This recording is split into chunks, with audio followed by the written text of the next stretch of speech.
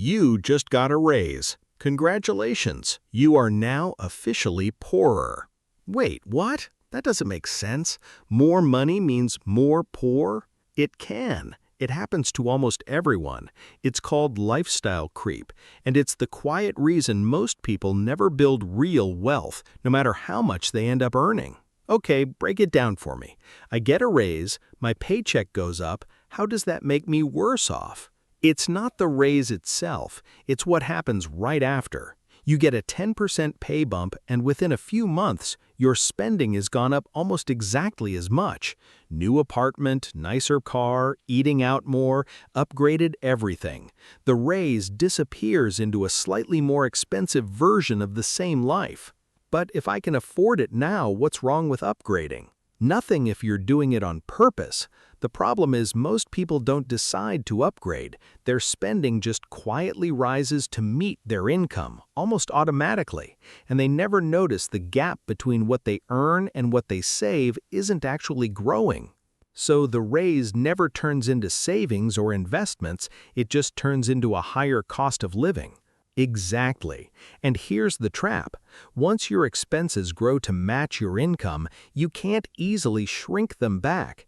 You've gotten used to the nicer apartment, the newer car payment, the subscriptions. So now you need every future raise just to maintain the lifestyle you already built, not to get ahead.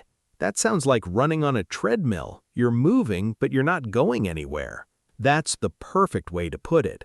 Someone earning double what they used to can end up with the exact same savings rate or worse because their standard of living scaled up right alongside their income. Okay, so how do you actually avoid it? Because it's not like people are trying to overspend. The simplest fix is deciding in advance what happens to a raise before it hits your account. A common approach is the 50% rule. Half of any raise goes toward your life. Upgrades, treats, whatever you want.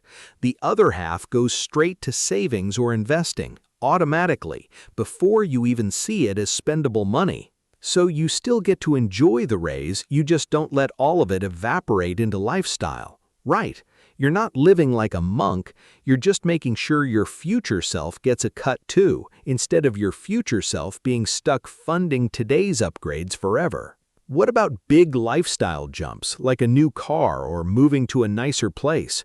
Those aren't small decisions. That's exactly where creep does the most damage, because those are the expenses that lock in for years.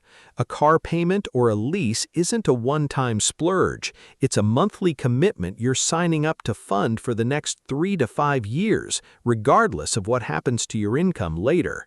So the real question isn't, can I afford this today? It's, am I willing to fund this every month for years even if my income doesn't keep climbing?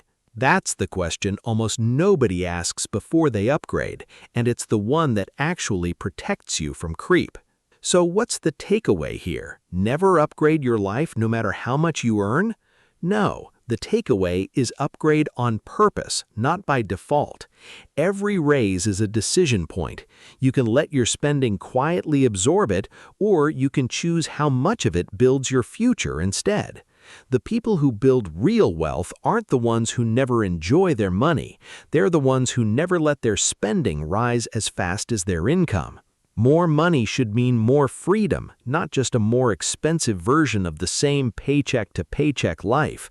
Exactly. And that one decision, made every time you get a raise, is the difference between actually getting richer and just feeling richer.